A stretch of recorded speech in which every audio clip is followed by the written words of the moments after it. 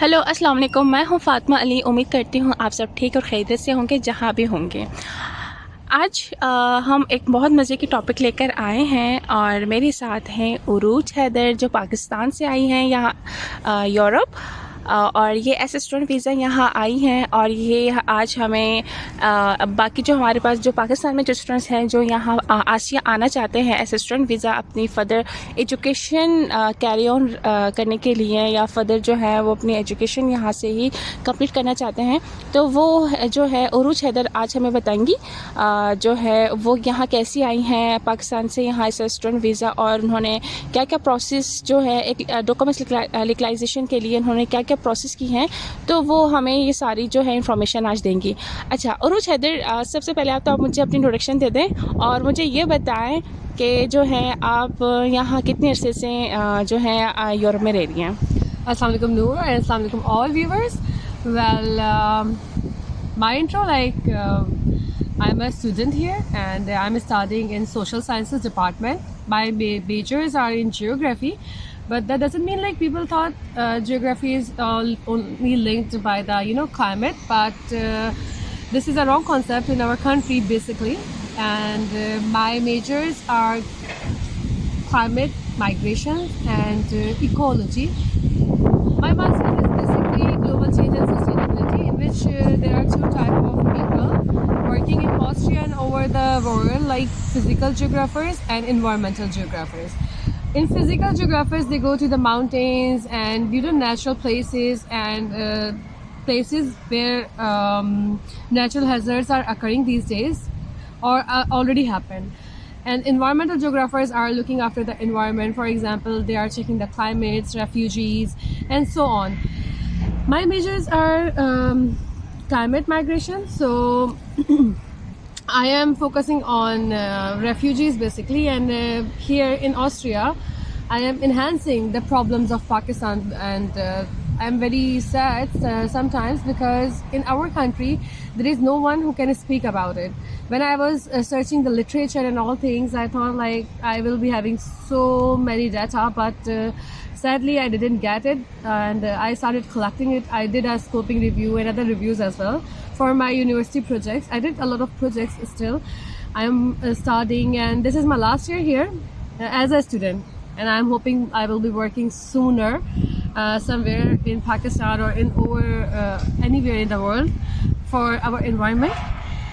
Okay, so my journey begins in 2019, and I was like trying to get a student visa over here in Austria because I was very involved in NGO works and migration and climate changes problems. But unfortunately, I ended up with the consultant.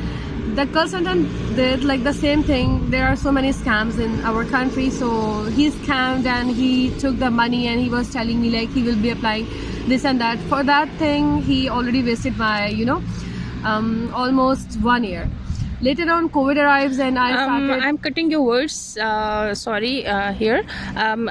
शायद हमारे कुछ अवाम ऐसे भी होंगे जिनको English नहीं आती, so we have to speak in Urdu as well. No, मैं बहुत अच्छी उर्दू बोलती हूँ और हमें उर्दू में बात करनी चाहिए. थोड़ा दिमाग से निकल गया. यहाँ पर मेरा जो कन्वर्सेशन है वो सिर्फ इंग्लिश में है क्योंकि मेरी जर्मन थोड़ी वीक है और यहाँ लोग जर्मन बोलते हैं, तो बात करते करते इंग्लिश में ही बात करने की आदत पड़ गई है. तो मैं उर्दू में बात करना चाहूँगी. बेसिकली मुझे पसंद भी है और मेरी ज़बान भी है.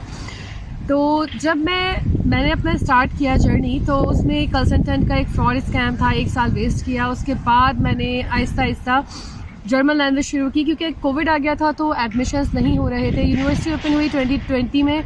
देन मैंने एडमिशन अप्लाई किया मेरी फील्ड में और डिफरेंट फील्ड्स में. तो कुछ फील्ड्स में ऐसा है कि आपको लैंग्वेज चाहिए होती है A2 लेवल तक, आज जिसे आसवाई कहते हैं जर्मन लैंग्वेज का.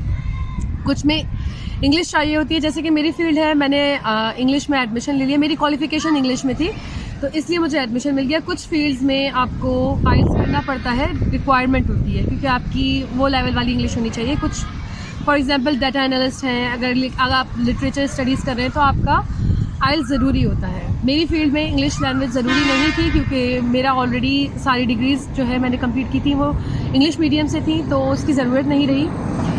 बाकी कुछ फील्ड्स में आपको जर्मन ही चाहिए होती है. क्योंकि इनकी जो ज़बान है मुतरशप्राखे मादरी ज़बान वो जर्मन है और ये अपनी ज़बान पे बहुत प्राउड है। हम लोगों की तरह इंग्लिश नहीं बोलते, अपनी ही ज़बान बोलते हैं, तो इनको वो चाहिए होती है। कहीं पे भी जॉब करने जाएंगे आप या कुछ भी। उसके बाद मैंने अपना एडमिशन अप्लाई किया और 2 साल के अरसे में मैंने मतलब बहुत स्ट्रगल किया, यहाँ वहाँ से इंफॉर्मेशन कलेक्ट किया। कंसल्टेंट बेकार थे, झूठ थे, पैसे ले रहे थे, लेकिन एडमिशन नहीं हो रहा था। एडमिशन्स अप्लाई करती गई आहिस्ता आहिस्ता। लिंज में मतलब ऑस्ट्रिया के बहुत सारे सिटीज़ हैं, तो Vienna is the capital where I am right now and Noor as well. उसके बाद लिंज है, साल्सबर्ग है, क्लैगनफर्ट है, आपका इंसबर्ग है और भी बहुत सारे हैं, मुझे भी नाम याद नहीं। बट आई थिंक सो जो सारे जितने भी बड़ी यूनिवर्सिटीज़ हैं वो आपको विन में ही मिलेंगे। I think specially Vienna is the capital, तो ये इंटरनेशनल सिटी है। अगर आप पाकिस्तान की बात करें जैसे कराची है, और थोड़ा बहुत मैं समझती हूँ कि इस्लामाबाद भी एक इंटरनेशनल सिटी बन चुका है, क्योंकि सारे लोग वहाँ पे सारी ज़बानें बोली जाती हैं, लोग रहते हैं। तो इसी तरह वियना है, यहाँ पे मल्टी कल्चरल लोग हैं और बड़ी यूनिवर्सिटीज़ हैं। यूनिवर्सिटी ऑफ वियना जहाँ मैं स्टूडेंट हूँ वो यूरोप की 22nd नंबर की यूनिवर्सिटी है, और उसका क्वालिफ़िकेशन अगर आप ले रहे हैं, उसकी एजुकेशन जो है काफ़ी मयारी है। तो एडमिशन के लिए मैंने अपना ख़ुद से अप्लाई किया। हर यूनिवर्सिटी का एक पोर्टल है, उस पर अपना जो है क्या कहते हैं, आप अपना समझे प्रोफाइल बनाते हैं, जैसे किसी भी तरह फेसबुक पे या ट्विटर पे बनाते हैं, उसी तरह बनता होता है। कुछ यूनिवर्सिटीज़ हैं, जब से मैं आपको नाम बता देती हूँ, मैंने निकाल के रखे हैं, मुझे याद नहीं है। मेरी यूनिवर्सिटी है university of Vienna, medical university of Vienna, Vienna university of technology जिसको TU वीन कहते हैं, वे U Wien, university of applied arts है, Vienna university of economics and business जिसको VU कहते हैं। ये बहुत अच्छी यूनिवर्सिटी है और दुनिया में दूसरे नंबर पे है। फिर एकेडमी ऑफ फाइन आर्ट्स है।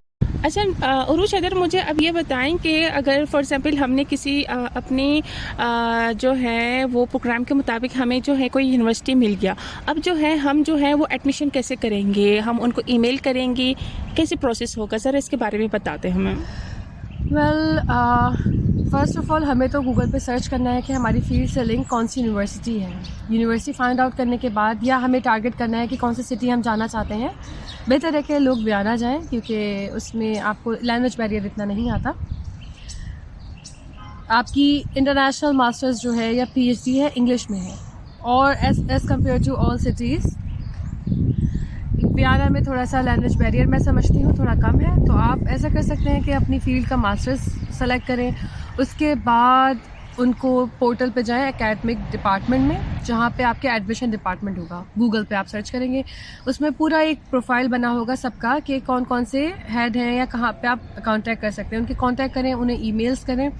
ईमेल्स करने के बाद वो आपको बता देंगे जी आपका एडमिशन इस फील्ड में पॉसिबल है। आप अपनी फ़ील्ड लिख के भेजें, अपनी डिग्रीज़ उन्हें भेज दें, और इसमें कोई हेजिटेशन की बात नहीं है अगर आप डिग्रीज़ भेज रहे हैं, क्योंकि जब तक वो आपकी डिग्री नहीं देखेंगे वो आपको फील्ड सजेस्ट नहीं कर सकते। अगर आपकी सेम फील्ड है तो आपका हो सकता है, लेकिन अगर आपकी फ़ील्ड थोड़ी सी दूसरे मास्टर्स की फील्ड्स में जा रही है तो वो आपको बता देंगे। ईमेल की कंफर्मेशन के बाद आप अपना एडमिशन एक्चुअली अप्लाई कर सकते हैं उनके पोर्टल पे। पोर्टल होता है यूनिवर्सिटी का, उसको बनाना पड़ता है। आप उसमें अपना प्रोफाइल देते हैं, उसके बाद आप एक एक करके अपने डॉक्यूमेंट्स अपलोड करते हैं, और डॉक्यूमेंट्स अपलोड करने के बाद वेट करते हैं। जब वो आपको कंफर्मेशन दे देते हैं आपकी ईमेल के थ्रू या आपके पोर्टल पे, तब आप जो है मतलब आपको एडमिशन लेटर जनरेट हो जाता है, और एडमिशन लेटर जनरेट होने के बाद अपना वीज़ा प्रोसेस स्टार्ट कर सकते हैं। यहाँ पे एक इम्पॉर्टेंट बात ये है कि जो भी ईमेल आईडी बनाई जाएगी और पासवर्ड बनाया जाएगा उसको कभी नहीं भूलना, क्योंकि अगर आप वो भूल गए हैं तो आपको दोबारा से रीजनरेट करना पड़ेगा, और आपका जो पुराना पोर्टल होगा वो ख़त्म हो जाएगा, एक्सपायर हो जाएगा, या वो आप एक्सेस नहीं कर सकेंगे, तो आपकी सारी मेहनत ख़त्म हो जाएगी। ओके, वन मोर क्वेश्चन उरूज यहाँ पे। अच्छा, एडमिशन जो है वो सारे डॉक्यूमेंट्स जो है यूनिवर्सिटी को सेंड करने से पहले हमें अपनी सारी डॉक्यूमेंट्स लिखलाइजेशन करवानी पड़ेगी या उसके बाद? जब मैं आई थी उस ज़माने में, फॉर एग्ज़ाम्पल मैंने जब अप्लाई किया था कोविड का सेशन था, तो उस वजह से स्टूडेंट्स नहीं थे, तो मेरा बगैर लीगलाइजेशन के बगैर लीगलाइजेशन के मेरा प्रोसेस हो गया था, वेरीफाइड थे मेरे डॉक्यूमेंट्स ऑस्ट्रियन एम्बेसी से। ओके तो there is a process which is like you have to do step by step. पहले वेरिफिकेशन होती है, देन लीगलाइजेशन होती है। आई थिंक सो लीगलाइजेशन जो है वो हम डायरेक्ट जो है एम्बेसी से भी करवा सकते हैं। वो 1 स्टैम्प आई थिंक सो वो 80 यूरो का था जब मैंने करवाई थी अपना लीगलाइजेशन सारे डॉक्यूमेंट्स। तो जो है आई थिंक सो अभी जो है वो काफ़ी मुझे ये भी सुनने को मिला था कि अभी वेरीफाई नहीं हो रहा, वो डायरेक्ट लीगलाइजेशन कर रहे हैं। तो जो है वो एक टाइम बच रहा है काफ़ी स्टूडेंट्स का, और जो यहाँ पे एज रिस्पॉन्स वीज़ा आ रहे हैं तो यहाँ पे काफ़ी जो है वो टाइम मैनेजमेंट भी बहुत अच्छा हो जाएगा अगर लीगलाइजेशन का ही डायरेक्ट प्रोसेस होती है। तो आपका स्पाउस वीज़ा पे था तो उसमें आप लीगलाइजेशन करवाई थी या वेरिफिकेशन नहीं करवाई थी? नहीं, उसमें तो मैंने दोनों करवाई थी। दोनों करवाई थी जी। बट अभी जो काफ़ी जो लोग यहाँ आ रहे हैं तो उसमें जो है वो वेरिफिकेशन का प्रोसेस आई थिंक वो कट आउट कर दिया इन्होंने, तो वो डायरेक्ट लीगलाइजेशन पे आ रहे हैं। Well I don't know, like इनके रूल्स काफ़ी दफ़ा चेंज हो चुके हैं। और जो लास्ट फीस मुझे पर डॉक्यूमेंट लीगलाइजेशन की पता चली थी वो आपकी थी, अल्लाह भला करे, आई गेस 120 to 160 यूरो। अब बढ़ चुकी है 2 साल में बिकॉज ऑफ द इकोनॉमी, और पाकिस्तान में बहुत महंगाई हो रही है जिस वजह से ये सब हो रहा है। और एम्बेसी पाकिस्तान में है तो डेफिनेटली कुछ ना कुछ इफेक्ट Yeah, पड़ेगा exactly. उसके ऊपर। वहाँ पे सारे ही पाकिस्तानी काम कर रहे हैं एक्सेप्ट 1-2 ऑस्ट्रियंस, तो वो एम्बेसी बेसिकली पाकिस्तानी रूल्स पे चलती है। और अच्छा नूर, मुझे ये बताएं कि आपके जो वीज़ा का जो प्रोसेस था वो कितने टाइम ड्यूरेशन में कंप्लीट हुआ था? आप कितने टाइम में आई थी? मेरा वीज़ा प्रोसेस जो है it was like it took me 11 months I guess. Okay, that's good, short time. Yes 11 months लगे थे बिकॉज के मैंने जो एडमिशन लेटर लिया था वो ऑलरेडी जनरेटेड था मेरे पास, तो मेरा प्रोसेस बहुत जल्दी हो गया था। ओके, दैट्स यहाँ पे गुड 2 थिंग। फॉल में एडमिशन्स होते हैं, एक समर फॉल और एक winter fall. Usually international admissions जो है वो सिर्फ विंटर फॉल्स में होते हैं, सारे डिपार्टमेंट्स में या सारी फील्ड्स में। समर फॉल में सिलेक्टेड फील्ड्स में होते हैं खाली, और बहुत ही कम इंटरनेशनल उसमें एडमिशन्स होते हैं, नहीं होते। मेरा समर फील्ड में ही हुआ था, लेकिन उसका एक बहुत मेजर रीज़न ये था कि मेरी फील्ड सिलेक्टेड है, वो सिर्फ यूरोप में ही होती है। दूसरा ये है कि कोविड का सीज़न था तो इनको स्टूडेंट्स भी चाहिए थे, तो इन्होंने सारे एडमिशन्स ओपन कर दिए थे उस ज़माने में। Okay, one thing, that's a good news. अच्छा उरूज हैदर, आप मुझे ये बताएं, लीगलाइजेशन का हो गया, हमारे एडमिशन भी हो गया, अब नेक्स्ट स्टेप वीज़ा अप्लाई करने के लिए हमें क्या प्रोसेस चाहिए होगी, वो ज़रा उसके बारे में बता दें हमें प्लीज़। वेल एग्जैक्टली, जब आपने वेरिफिकेशन कर ली, लीगलाइजेशन कर ली, तो आपको यहाँ आना भी है। उसके लिए यहाँ का आप जो है वीज़ा फ़ाइल करते हैं। वीज़ा फ़ाइल करने के लिए आपको बहुत सारी चीज़ें करनी पड़ती हैं, ठीक है। उसमें फॉर एग्जांपल सारे आपके डॉक्यूमेंट्स रेडी हो, वेरीफाइड हो, लीगलाइज्ड हो। उसके बाद आपको इनको एक बैंक स्टेटमेंट देनी है जो कि आपकी 14,000 यूरो जो अभी चल रहा है, या आई गेस अब 16,000 यूरो हो चुका है, आपके अकाउंट में 16,000 यूरो होने चाहिए। 16,000 यूरो आपके अकाउंट में पाकिस्तानी करेंसी में होने ज़रूरी हैं, या तो गार्जियन के अकाउंट में या फिर स्टूडेंट के खुद के अकाउंट में जो अपना वीज़ा अप्लाई कर रहा है। एक बैंक स्टेटमेंट ये है। उसके बाद दूसरा जो है आपका सारे जो डॉक्यूमेंट्स हैं वो है, आपका पासपोर्ट रेडी होना चाहिए, उसकी एक्सपायरी डेट करीब नहीं होनी चाहिए। नहीं, आप तुम जो है बहुत अच्छी लग रही है हैदर, आप जो है प्लीज़ मेरे जो हैं वो जो ऑडियंस जो देख रहे हैं उनको बताओ कि वो लोग भी यहाँ आना चाहते हैं यहाँ पे फर्दर स्टडी के लिए। उनको बताओ फर्दर जो प्रोसेस है यहाँ आने के लिए, हॉस्टल कैसे लेते हैं, और क्या छुपा रही हो बैठ के बताते हैं। अच्छा, बैठ के बताना है, ओके चलो मैं भी बैठ रही हूँ। अब मुझे ये बताओ कि जो है वो हम हॉस्टल कैसे बुक करेंगे, और हॉस्टल की फ़ीस क्या है, और क्या तुम यहाँ जॉब करती हो, कितने आवर्स की जॉब अलाउ है स्टूडेंट्स को? वेल चलो ये भी बता। अच्छा, सबसे पहले मैं ये तो देखो, तुम्हारी जो है ये अम्ब्रेला बहुत अच्छा लग रहा है। अच्छा, ये क्या तुम बच्चों की अम्ब्रेला लेके घूम रही हो, कहाँ से लिए तुमने? It's looking so nice. ये मुझे नूर ने गिफ्ट दी है। ओह नूर, नहीं मेरा कोई मूड नहीं गिफ्ट देने के लिए आज। So, जब मेरे हैंड्स कितने अच्छे लग रहे हैं। yes, मेरे नाखून। well. Thank you. चले, तो यहाँ पर आने के बाद क्या होता है, यहाँ पर आने के बाद आप अकेले पड़ जाते हैं, आप या, डरिएगा नहीं, आपको बिल्कुल। फ्रेंड्स नहीं मिलते, आपको फैमिली नहीं मिलती, शुरू में तो आपको कुछ भी नहीं मिलता, आप तन्हा होते हैं। जो मुझे लगता है कि मुझे यहाँ गाना पर- याद आ रहा है, तन्हाई तन्हाई तन्हाई, आगे क्या है? रोज़े में इतनी एफर्ट्स, माशाल्लाह। अस्तगफुरुल्लाह। वेल यहाँ पे रमज़ान है और हमारा रोज़ा है, और यहाँ पे आने के बाद मुझे लगता है कि हमें जो है एक पाकिस्तानी ग्रुप बनाना चाहिए जिसमें कुछ लोगों को क्योंकि यहाँ पे आके आप वो अपनी मिसाल सुनी होगी कि हज़ारों लोगों में तन्हा ना। When I was new here, तुम्हारी चतरी चली गई। एक मिनट, आई थिंक सो इसकी भी क्लास होने वाली है। इसकी क्लास नहीं होगी, इसको हमने बंद कर दिया है। ओके सो यहाँ पर वो ग्रुप तो मैं डेफिनेटली 2 साल से प्लान कर रही हूँ, लेकिन बन नहीं सका। होना चाहिए, क्योंकि जो लोग न्यू आते हैं, मैंने वो चीज़ फील की थी, तो मैं नहीं चाहती कि कोई भी फील करे। स्टूडेंट लाइफ में और स्पाउस में बहुत डिफरेंस होता है। किसी का होना और किसी का कोई भी ना होना एक बहुत मेजर डिफरेंस है। मैं यहाँ पे आई तो मैंने हॉस्टल बुक कर रखा था, लेकिन बहुत सारे हॉस्टल्स ऐसे हैं जो आपको एक्सपेंसिव पड़ते हैं। वहाँ पे जो लोग काम कर रहे हैं पाकिस्तान में हॉस्टल्स के लिए, वो यहाँ पे कॉन्ट्रैक्टर हैं दूसरे हॉस्टल्स के साथ। Basically they are मर्चेंटाइजर्स।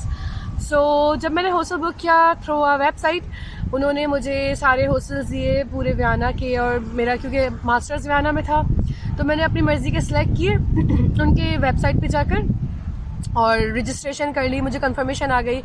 थोड़ा ये दिल में ये था कि शायद फेक ना हो, बट हर बंदे ने कहा नहीं ऐसा होता है, हो जाएगा, तो हो गया, और वो सच ही था। उसके बाद आप उसमें से फैसिलिटीज़ सेलेक्ट कर सकते हैं। वो आपको ड्रॉप ऑफ भी देंगे हॉस्टल तक। जब आप यहाँ पहुँच जाएंगे, वो आपको फ्रिश्ते बकेट देंगे, फ्रूट बास्केट या ब्रेकफास्ट बकेट, क्योंकि आप न्यू आते हैं तो आपको वो थोड़ा सा खाना पीना और चीज़ें देते हैं, लेकिन आप अपने साथ अपने नूडल्स, बिस्किट्स, चाय वाय, ये सब चीज़ें छोटी सी लेकर आएँ। बर्तन लेकर मत आइएगा प्लीज़, क्योंकि यहाँ पे इंडक्शन पैन है और सारे बर्तन बेकार हो जाते हैं, यहीं से खरीदने पड़ते हैं। यहाँ पे जब कुछ लेकर आई थी हैदर वहाँ से, मैं बहुत सारी बर्तन लेकर आई थी अपने, जो चाय बनाने के होते हैं, ये होते हैं, वो होते हैं, लेकिन कोई भी काम नहीं आ सका क्योंकि यहाँ के पैन्स बहुत डिफरेंट हैं, स्टोव्स बेसिकली। तो मेरा कोई बर्तन यहाँ पे काम नहीं कर सका। हमारे पास गैस वाले होते हैं, यहाँ पर इंडक्शन पैन्स हैं, कुछ इलेक्ट्रिकल होते हैं, उस पर चल जाते हैं, लेकिन जब इंडक्शन पैन लगता है तो उस पर एक पर्टिकुलर इंडक्शन लोगो वाला ही आपका जो है यूटेंसिल्स काम कर सकते हैं, बर्तन काम कर सकते हैं। तो बेहतर है कि यहाँ से ख़रीदें, डबल खर्चा ना करें। बाकी चीज़ें ये अच्छा हैदर, मुझे ये बताओ तुम्हारी जो हॉस्टल की फ़ीस कितनी है पर मंथ? वेल मेरे हॉस्टल का, हाँ देखिए, मैं उस इम्पॉर्टेंट बात से हट के बर्तनों पे आ गई, क्योंकि वो मेरे पास लाइक एक लॉस है, इसलिए मुझे तकलीफ होती है। कोई बात नहीं, पाकिस्तान जाके टिड्डे वाले को भेज देना। नहीं, एक्चुअली मैं पाकिस्तान जाऊंगी और वो वापस घर में अम्मी को देकर आऊंगी, क्योंकि वो न्यू के न्यू है। ओके, और चलो तुम्हारी जहेज में काम आ जाएगा लड़की। हाँ खैर है, वैसे मैं जहेज के खिलाफ हूँ, जो जहेज लेगा उससे शादी नहीं करूँ। Oh, that's a point. तो कहने का चले हम एक काम करते, तुम्हारे लड़का भी ढूंढ लेते साथ साथ। यस प्लीज पाकिस्तानी लड़के कांटेक्ट ना करें। Oh my God, ऐसे नहीं, ऐसे नहीं चलेगा। आप स्टूडेंट वीजा करके आए प्लीज। हाँ ठीक है, जो हमारे यहाँ पे जो पाकिस्तानी स्टूडेंट्स हैं, हम उससे कांटेक्ट करेंगे, हम आपके लिए रिश्ता भी ढूंढ लेंगे। वेल अपार्ट फ्रॉम जोक, में ये मजाक था। पाकिस्तानी लड़के कांटेक्ट ना करें, हर इंसान अच्छा होता है और इंसान को देखा जाता है, उसका बैकग्राउंड नहीं देखती मैं। तो जब मैं यहाँ पर आई तो मेरा जो कॉन्ट्रैक्टर थी, उन्होंने मेरी जो मंथली जो उन्होंने मुझे चार्जेस लगाए थे वो 350 यूरो थे, जो कि बाद में 1 महीने बाद उन्होंने बढ़ा के 375 यूरो कर दिए। वो शेयर्ड रूम था। फिर जब मैं नीचे एक दिन ऐसे ही अपने ही हॉस्टल के, मुझे ये बात पता नहीं थी कि वो उनकी कॉन्ट्रैक्टर है, हॉस्टल के एडमिन में चले गई। तो जब मैंने जाके उन्हें पेमेंट देने लगी कैश में, तो उन्होंने कहा ये आप अपने कॉन्ट्रैक्टर को ऑनलाइन पेमेंट करें। तो मैंने कहा कि आप मेरे कॉन्ट्रैक्टर नहीं है। तो मुझे उस वक्त पता चला कि वो उनके साथ एज अ मर्चेंडाइजर काम कर रही थी, जो कि ऑनलाइन ही पेमेंट लेती थी। फिर मैंने उनकी फ़ीस वगैरह पूछी तो मुझे पता चला कि वो 300 के अंदर थे। मतलब मैं 75 यूरो एक्स्ट्रा पे कर रही थी, और उनका जो कमरा था जिसमें मैं रह रही थी उसकी एक्चुअल पेमेंट जो है 295 यूरो थी। फिर मैंने उनके साथ कॉन्ट्रैक्ट किया, इनका कॉन्ट्रैक्ट ख़त्म किया। कॉन्ट्रैक्ट आप लोग हमेशा अगर करें तो 1 महीने या 2 महीने से ज़्यादा का ना करें, क्योंकि आप जिस जगह पे भी जाएंगे आप स्विच कर सकते हैं अपना कॉन्ट्रैक्ट। मैंने 6 मंथ्स का कर लिया था, तो मेरे लिए स्विच करना बहुत मुश्किल था। या तो आपको स्विच करना है तो आपको उनको एक बंदा देना है जो आपकी जगह पे कॉन्ट्रैक्ट पे आ जाए, या आपका डिपॉजिट वो रख लेंगे। इस तरह का प्रोसेस होता है।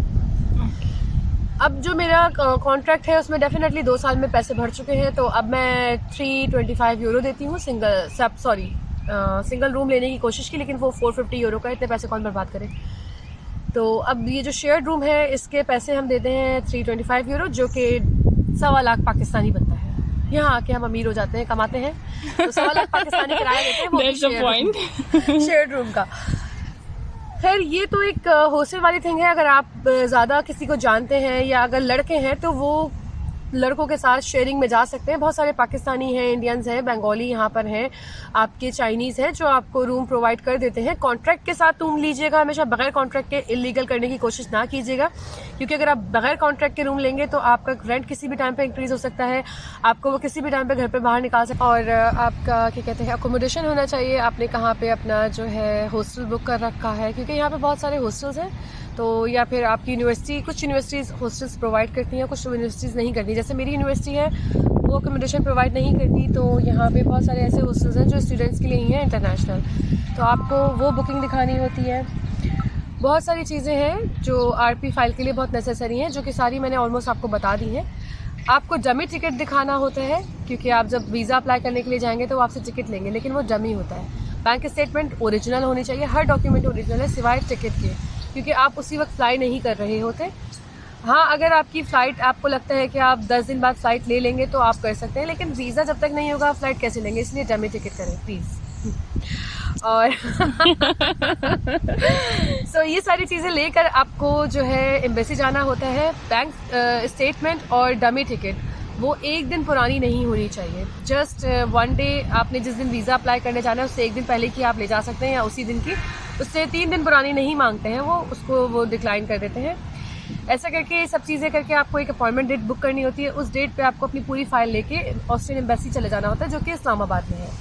अपॉइंटमेंट डेट पे टाइम से पहले आप वहाँ पहुँच जाएँ, वो आपकी सारे जो है डॉक्यूमेंट्स ले लेंगे, आपसे आपका छोटा सा इंटरव्यू करेंगे कि आप क्यों पढ़ना चाहते हैं, क्या पढ़ना चाहते हैं, किस लिए पढ़ना चाहते हैं, वहाँ क्यों पढ़ना चाहते हैं। तो आपको पता है आप वहाँ क्यों पढ़ना चाहते हैं, सबके अपने रीज़न्स होते हैं। मेरा तो डेफिनेटली ये फील्ड पाकिस्तान में थी ही नहीं, और मुझे बहुत इंटरेस्ट था, तो मैंने ये फील्ड चूज़ की, और ये फील्ड मेरी पुरानी फील्ड से लिंक भी है। तो ये सब है, आपका फ़ाइल वो सबमिट हो जाती है, आपको वीज़ा फ़ीस देनी पड़ती है, जो उनकी उस वक्त की वीज़ा फ़ीस होती है वो आपको उनको कैश में देनी पड़ती है, PKR में। और आपको सब चीज़ें सबमिट करने के बाद वेट करना पड़ता है कुछ डेज़ का। लाइक उसमें आपको वीज़ा कैसे मिलता है, वीज़ा फ़ौरन नहीं मिल जाता, वो आपका जो है पासपोर्ट रख लेते हैं, और उसके बाद लाइक आप वो सबमिट करके अपने घर भी जा सकते हैं। वैसे वेट करने का ज़रूरत नहीं है, क्योंकि it almost took sometimes like 2 weeks to like 2 months, तो मैक्सिमम इतना टाइम ड्यूरेशन होता है। आप पासपोर्ट आपके घर पे भी आ सकता है, वो आपको एक डेट बता देंगे कि इस दिन को आप पासपोर्ट कलेक्ट कर लें, तो आप खुद भी जाके कर सकते हैं। मेरा तो घर पे आ गया था पासपोर्ट।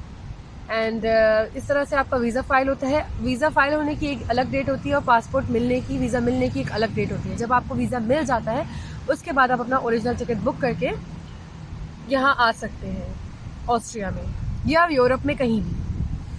अच्छा उरूज हैदर, आप मुझे ये बताएं, लीगलाइजेशन का हो गया, हमारे एडमिशन भी हो गया, अब नेक्स्ट स्टेप वीज़ा अप्लाई करने के लिए हमें क्या प्रोसेस चाहिए होगी, वो ज़रा उसके बारे में बता दें हमें प्लीज़। वेल एग्जैक्टली, जब आपने वेरिफिकेशन कर ली, लीगलाइजेशन कर ली, तो आपको यहाँ आना भी है। उसके लिए यहाँ का आप जो है वीज़ा फ़ाइल करते हैं। वीज़ा फ़ाइल करने के लिए आपको बहुत सारी चीज़ें करनी पड़ती हैं, ठीक है। उसमें फॉर एग्जांपल सारे आपके डॉक्यूमेंट्स रेडी हो, वेरीफाइड हो, लीगलाइज्ड हो। उसके बाद आपको इनको एक बैंक स्टेटमेंट देनी है, जो कि आपकी 14,000 यूरो जो अभी चल रहा है, या आई गेस अब 16,000 यूरो हो चुका है। आपके अकाउंट में 16,000 यूरो होने चाहिए। 16,000 यूरो आपके अकाउंट में पाकिस्तानी करेंसी में होने ज़रूरी हैं, या तो गार्जियन के अकाउंट में या फिर स्टूडेंट के खुद के अकाउंट में जो अपना वीज़ा अप्लाई कर रहा है। एक बैंक स्टेटमेंट ये है। उसके बाद दूसरा जो है, आपका सारे जो डॉक्यूमेंट्स हैं वो हैं, आपका पासपोर्ट रेडी होना चाहिए। हाँ हैदर, क्या हुआ, कहाँ जा रही हो, कहाँ जा रही हो, क्या हुआ, सब ठीक है? मेरी क्लास का टाइम हो रहा है। कोई बात नहीं, आज बंक कर लो, क्लास बंक कर लो आज के लिए। लोगों के लिए मैं क्लास बंक कर लूं? हाँ प्लीज़। मैं इधर तुम्हारी ट्रेन आ गई, चलो।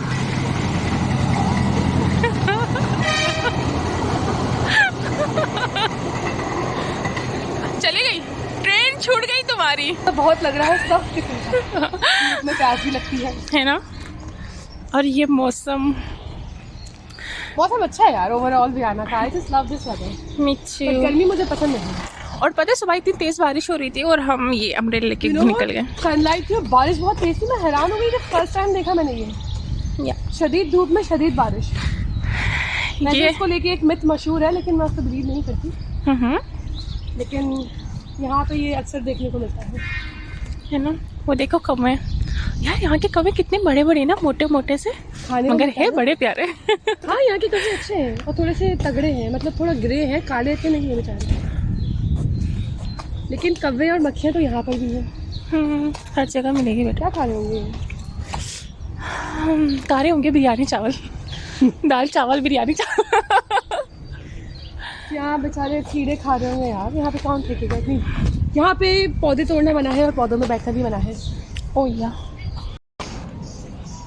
सिवाय पाकिस्तानी के, वो मुझसे पूछते भाई तुम्हारा नाम क्या है, हैदर क्या है? यहाँ पे हैदर नाम भी है, HEATHER हैदर नेम होता है। और secondly they can not pronounce like Urooj, Okay. U as U, R as Gha, O as O, and J as Ya. You cannot spell, you know. My name is very difficult for them. सो हम पाकिस्तानी अवाम है ना, हम डरते नहीं है। बात ही है। पता नहीं क्या डरते होंगे इसमें तो बच्चों वाला। अरे बच्चे ही डर सकते हो। जो मेरे साथ बच्चा था ना, वो तो बिल्कुल नहीं डर रहा था। मैं थोड़ा सा डर भी गई। तो हंस के पागल हुआ। मैंने कहा अरे यार नॉर्मल हरकत करो। 4 साल का बच्चा बिल्कुल डर नहीं रहा।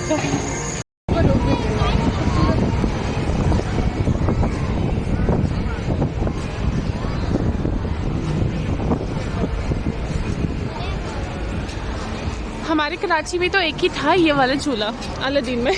याद है? बचपन गुजर गया। पता नहीं लोग जाते क्यों नहीं है। नहीं, अलादीन तो खत्म हो गया। खत्म हो गया? हाँ, आई थिंक सो 2-3 years हो गए। मैं गई थी फिर स्पेस, सुपर स्पेस, और उसके एक ही दफ़ा 2 दफ़ा गई, लेकिन अच्छी राइड। यार इसमें बैठी थी मैं, इसमें तो काफ़ी मज़ा आता है।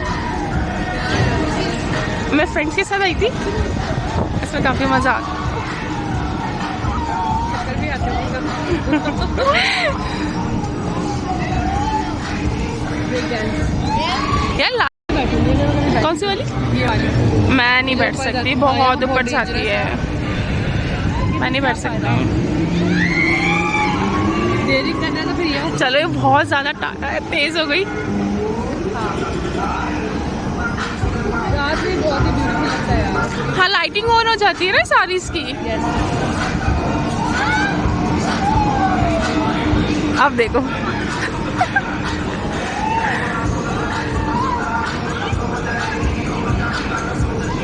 कितने मिनट होता है? 3 मिनट? अच्छा। आई थिंक 5 minutes की होती है। हाँ।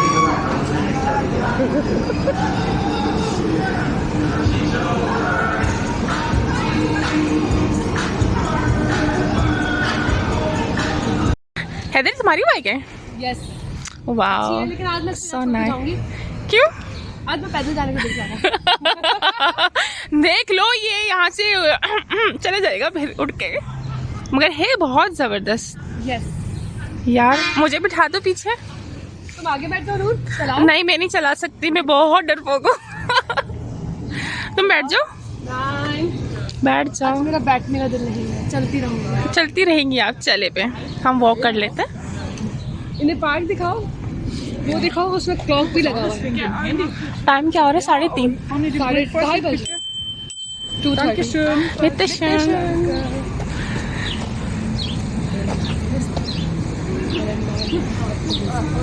तुम्हारी ट्रेन वापस आ गई हैदर, चले जाओ।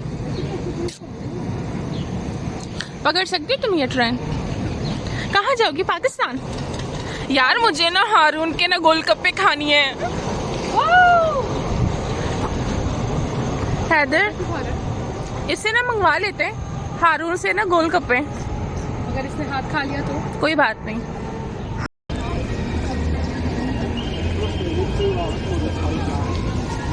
ये वाला भी अच्छा है। मैं Which one? बैठी थी, लेकिन सर्दियों में पैर फ्रीज हो गए थे। ये बहुत नहीं मजे का है। ये सेफ है इवन। अच्छा है, ये इतना नहीं जाता लेकिन मजे का है। मुझे ये देखने का शौक है, लेकिन इसका टिकट बहुत है यार, बादाम के साथ। लगता है ट्रेन आ गई है। चलो, मैं इससे बैठ के सीधा कराची उतरूंगी, मैं बता रही हूँ पहले से। काश यार, आई विश।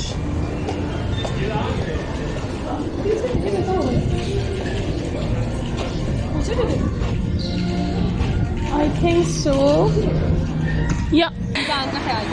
ओके, वालेकुम सलाम, अल्लाह हाफिज़।